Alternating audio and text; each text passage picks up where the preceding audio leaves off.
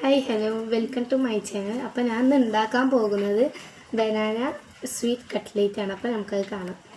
ഇതിലേക്ക് വേണ്ട സാധനങ്ങളാണ് ബനാന, നട്ട്സ്, പിന്നെ കോക്കനട്ട് പൊടിച്ചത്, പിന്നെ ബ്രെഡ് ക്രംസ് കേട്ടോ. ചട്ടി ചൂടായാൽ നമുക്ക് ഇതിലേക്ക് ഇത്തിരി നെയ്യ് ഒഴിക്കാം. അപ്പോൾ ചൂടായ നെയ്യിലേക്ക് നമുക്ക് ഈ ബനാന കട്ട് ചെയ്ത് വെച്ചതാണ്.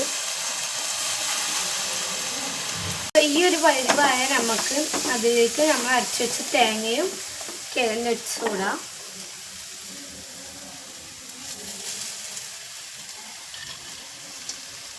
അപ്പം നമുക്ക് ഈ ഒരു പരിവക്കായ നിർത്താം കേട്ടോ. ഇതപ്പം നമ്മൾ നന്നായി കുഴച്ചിട്ടുണ്ട് തേങ്ങ. ഇതിലേക്ക് നമുക്ക് ആവശ്യത്തിന് പഞ്ചസാര ഇടാം.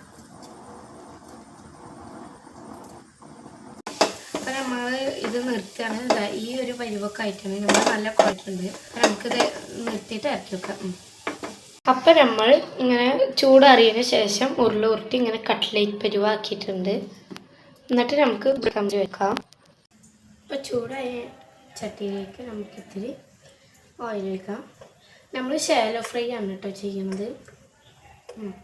അപ്പം നമ്മൾ ഇങ്ങനെ കട്ട്ലേറ്റ് ഷേപ്പിലാക്കിയിട്ടുണ്ട്. ഇങ്ങനെ നമ്മൾ ബ്രെഡ് ക്രംസിൽ ഇങ്ങനെ മുക്കിയിട്ട് ഷാലോ ഫ്രൈ ചെയ്യാൻ പോവാണ്. അപ്പോൾ ഇത് നമ്മൾ പാനിൽ ഫ്രൈ ചെയ്യാൻ വെച്ചിട്ടുണ്ട് കേട്ടോ. ഒരു പരിവക്കായ നമുക്ക് എടുക്കാം കേട്ടോ. ഇത് കഴിക്കാൻ പോവാണ്. നന്നായിട്ടുണ്ടെങ്കിൽ സിസ്റ്റേഴ്സിന് കൊടുക്കാം.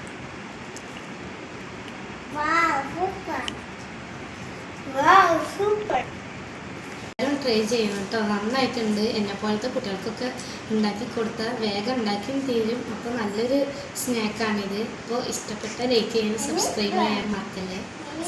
എല്ലാവരും ഇത് ഉണ്ടാക്കണേ. നന്നായിട്ടുണ്ട്.